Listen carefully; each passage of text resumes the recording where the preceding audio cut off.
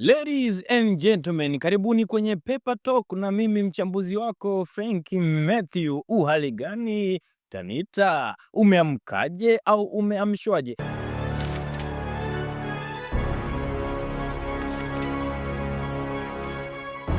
Asubuhi ya leo nipo na gazeti la Mwananchi, Habari Leo, Nipashe Nikupashe gazeti la Uhuru pamoja na Mwana Spoti. Moja kwa moja tuanze na gazeti la Mwananchi. Gazeti la Mwananchi, habari kuu inasemaje? VETA kutoa diploma ya hausigeli. Kwisha habari yetu. Kwa saizi wewe umepitia VETA kwa ajili ya nini? Una degree au diploma ya usigeli, mtu anapigwa pale maswali. Sasa pata picha, unajua kila mtu anachoenda kusomea ndio ambacho una mitihani anaenda kuulizwa huko. Kwa hiyo usigeli kule atakuwa anapewa mitihani ya familia ngumu. Kunaingia kwenye chumba akutana na familia na gubu. Anakaa nayo atoka hapo aenda kwenye familia ambapo baba mwenye nyumba anamtaka. Mtihani wa pili hiyo inakuwa ni test 2. Test 3 anaenda kukutana na watoto wa kishuo mwendo wa Kiingereza. Hiyo ni test 3. Wanafanya mchezo ni na house girl miaka 3 chuoni. Unaenda kupiga kazi kwa mtu ukiwa tayari una nondo za kutosha, umekutana na mafamilia kwenye mitihani ya chuo. Na mimi nitafute kwenye familia ambayo ipo serious. Baba mwenye nyumba ambayo ipo serious. Frank Mathew, hiyo inakuwa ni test 5. Hiyo ni habari katika gazeti la Mwananchi. Habari nyingine nasema Mheshimiwa Mwigulu aamuru maofisa wamlipe mkandarasi shilingi milioni 2.8. Ukurasa wa pili hiyo. Mkandarasi naye kumbe kuna muda mwingine maafisa wakizingua anawapiga unao kwamba wewe mbona mjinanilio haya mlipeni, mmemcheleweshia nanilio nondo zake, mmemcheleweshia sio vitu gani, wewe mchezo ni hilo wakandarasi hapa 2.8 hiyo 8 ni ya kutolea sijui. Gazeti la Habari Leo anasema India yapitisha trilioni 2.7 miradi ya Tanzania. Hapa kwenye miradi ya Tanzania mnaniliu, mbona mjapitisha zile movie za Kihindi? Wangeongezea hapa si trilioni 2.7 iwe 3, hiyo 0.3 imetolewa hapo ni kwa ajili ya zile movie za Kihindi ambazo mtu anapigwa kofi mpaka gari inapasuka vioo. Ila movie za Kihindi ndo mtu upigwe risasi ifike kesho kutwa, mtu ana risasi inasafiri, wewe unaanza kulala, unaamka bado risasi inasafiri, mtu anafika anaiangalia, naenda anafika na muoyo yule anaenda kunamwambia we risasi inakuja huko, anambia okay jamani ndo naenda kufa, tafanyaje sasa jamani, anarudi kwa risasi inapigwa huko, jambazi naenda nampiga kule sui Danlio Steringi, bado risasi inaenda tu kwa mdada. Ila Wahindi tunashukuru kwa hilo ongezeko la Danlio hapo kwa ajili ya kusupport. Jiji la Dar laagiza njia ziwe wazi Kariakoo. Kariakoo unaenda pale, ukifika tu kwanza unabidi uandae, ukifika tu kwenye mlango wa kuingilia Kariakoo kule unakuwa umepewa maleso, kwa sababu anajua unaenda kuloa jasho. Hakuna pa kukanyaga, hakuna kupita, kuna muda mwingine kuna sehemu hadi kuna watu wa kubeba watu kwa ajili ya watu walioshindwa kutembea kule ndani. Fahamu mchezo nini? Unaenda tu kununua ka vest unatumia siku nzima. Sasa jiji laagiza njia ziwe safi wazi Kariakoo. Safi kabisa.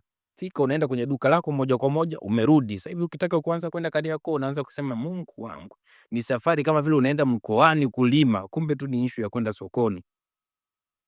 Gazeti la Nipashe, shahidi anasema mwanamke wangu kanigharamia safari na malazi da. Unafikiri ilikuwaje ile swali mpaka akaanza kusema issue za kugharamikiwa? Uliulizo upo da unafanya nini? Nipo kojiko kesi naandika kugharamikia mke wangu malazi na kwa hiyo dau na shughuli gani? Nipo siwezi kukwambia. Asubuhi ulikula nini? Sikumbuki. Ni mpambano huo kati ya mashahidi pamoja na Mheshimiwa Lissu. Fanya mchezo unapigwa maswali na nani aliandika hapa sijui. Mkopo wa bilioni 3.7 kwa wananchi Zanzibar hatarini kupotea.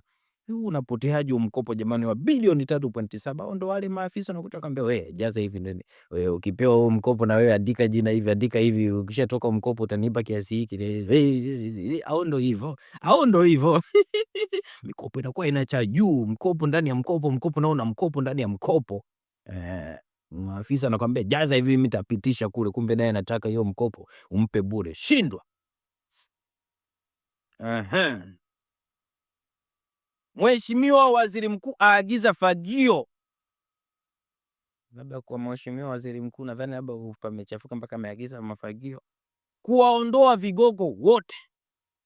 Kisa kulipana posho milioni 340. Mnalipanaje posho milioni 340 huko miradi hajaenda? Kwa ameagiza fagio, ni mwendo kufanya shwa. Sasa mheshimiwa, ningeona ungeagiza ile fagio la chelewa. Unajua fagio la chelewa haliachi kitu na ngoa mpaka mawe. Mheshimiwa Waziri Mkuu, agiza mafagio ya chelewa na mimi nitatengeneza hayo mafagio ya machelewa kwa ajili ya kungoa wote wanaolipana maposho ya milioni 340. Hiyo 40 wangenipa mimi tu hapa, si tayari ameshanunua mashamba ya mpunga kule, sio na kufanya nini? Hiyo ni gazeti la Nipashe. Habari kuu katika gazeti la Nipashe inasema hofu kuachiliwa mbu wa maabara kudhibiti malaria. Mlikuwa mjuaji hiyo kitu? Mnadhani malaria inadhibitiwa na madawa tu yale? Kuna muda sasa serikali inaachilia mbu ili kwenda kupambana na mbu wanaosambaza malaria. Unajuaga hiyo, wanasayansi wanaweza kuelezea. Kwa hiyo mimi ninavyoiweka ni kama vile sasa mbu akishazidi wa malaria, serikali inachukua mbu wengine ambao wapo serious na maisha wanawaachilia sokoni kwenye naniliu huko kwenye mapori na nini, wanaenda kukutana na wale mbu, kazi yao tu kunywa dawa zao, wanaenda kuwasema sasa, nyinyi kama mbu wenzetu, kwa nini mnang'ata watu? Mbu wengine unakuta wao wanaosambaza si Anopheles jiko wanafunguliwa kiume, Anopheles men wakifunguliwa wao wanaenda kwa tia mimba wale mbu wa kike wanakuwa busy na malezi ya mimba zao huko, wanashindwa kutung'ata. Kwa hizo ndio technique ambazo serikali inaziachia kwa ajili ya kudhibiti malaria. Asasi za kiraia zataka uwazi, usalama na sheria madhubuti kabla ya matumizi ya teknolojia hiyo. Zatilia shaka athari zinazotarajiwa kiafya hadi kimazingira. Waachilie mbu wawe busy na familia zao, wawe busy kupokea wageni, kwa sababu mbu wengine watakaoletwa watakuwa ni wageni. Makala maalum gazeti la Nipashe, usingizi unavyotoa sumu katika ubongo. Tulale, sumu imetoka. Kumbe ndo hiyo, na mshanga mtu analala wiki nzima. Sasa ndo utaulizwa hapo, kwani umelala ujienda kazini? Naambia nimesoma kwenye gazeti usingizi unatoa sumu kwenye ubongo, na mimi najiona kabisa na sumu kwenye ubongo. Utatimuliwa kazi. Katika gazeti la Uhuru nasema Mheshimiwa Rais Samia wataka Wakristo Waislamu funga njema. Mheshimiwa Rais, tunashukuru sana, funga njema, ila ni wasitu makobe. Ole wenu, ole wenu. Yaani amfungi afu jioni mnataka mfuturu. Afu ndo bado mnajinenepea mpaka mamfungo yanaisha. Na sasa hivi hakuepi mtu unasema mimi sio Muislamu sijafunga. Tayari lazima huko Wakristo nao imeanza. Wakristo wanasema mimi Waislamu huko nao si upo kundi gani hapo? Wewe ambaye hujafunga. Safi kabisa. Hapa namuona kwenye naniliu Mheshimiwa Wasira akiwa na mama yetu, mama wa taifa. Mheshimiwa Wasira, sio jana ulisema mna kustaafu. Unaona unavyozidi kuwa kijana hapa, mpiga shati moja hivi matata.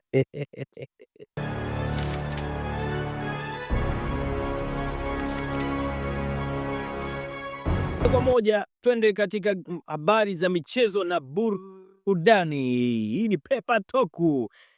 Habari katika gazeti la Mwana Spoti, msajili atua zigo Simba. Katiba shwa hiyo hapo. Utaratibu ipoje? Huu hapo. Kila kitu sasa wazi. Sasa tafuteni sababu.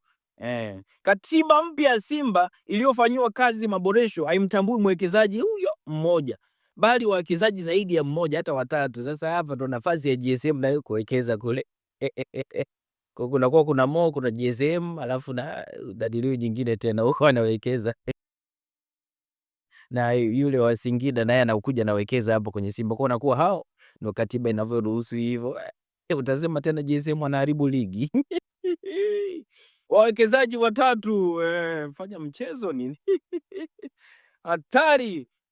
Katika gazeti la Uhuru, habari za michezo, sababu dabi Yanga Simba kupelekwa Zanzibar. Sababu nini? Ni wachezaji ili waweze kula urojo. Mechi hiyo itakuwa inachezwa vizuri, na pia tumeshazoea kina nani wanatutangazia mpira hapa vizuri, lakini kule tutapata watangazaji wa Kizanzibari. Na kwenda pale Depu ampasia nani? Depu ampasia Pakome naye alala uwanjani. Nini shida wewe, mbona walalala? haya wachukua nao Simba, kwani wajiite Simba na watutishe amo. Apiga pale Loemba ampa Chama, huyu Chama naye mbona hivo, akaa na mpira muda mrefu, ampiga chenga wa kwanza, chenga wa pili, mala achukua tena Okelo. Ndo hiyo sababu iliyopelekwa huko Simba na Yanga hiyo mechi. Hiyo ndo sababu tuandalie udambu. Hatari sana.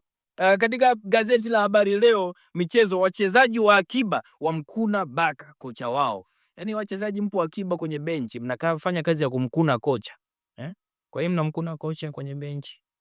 Wewe ndo baada ya kuangalia wenzenu wanacheza, nyinyi mna kazi ya kumkuna kocha. Si unaona hapo amesema wachezaji wa akiba wamkuna Baka. Mnamkuna kocha, mnamkuna mgongoni, anashindwa kuendesha mechi vizuri. Ila wachezaji wa akiba.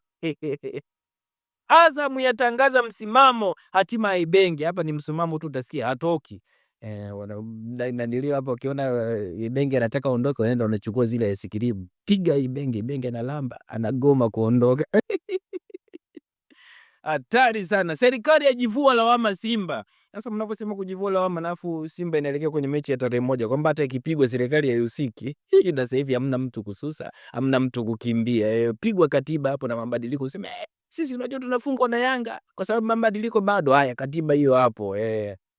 Hiyo tarehe 1 atoki mtu, mpelekwa Zanzibar huko. Na mimi ngoja nikajiandae na hiyo mechi ya Zanzibar. Chao, tuonane kesho.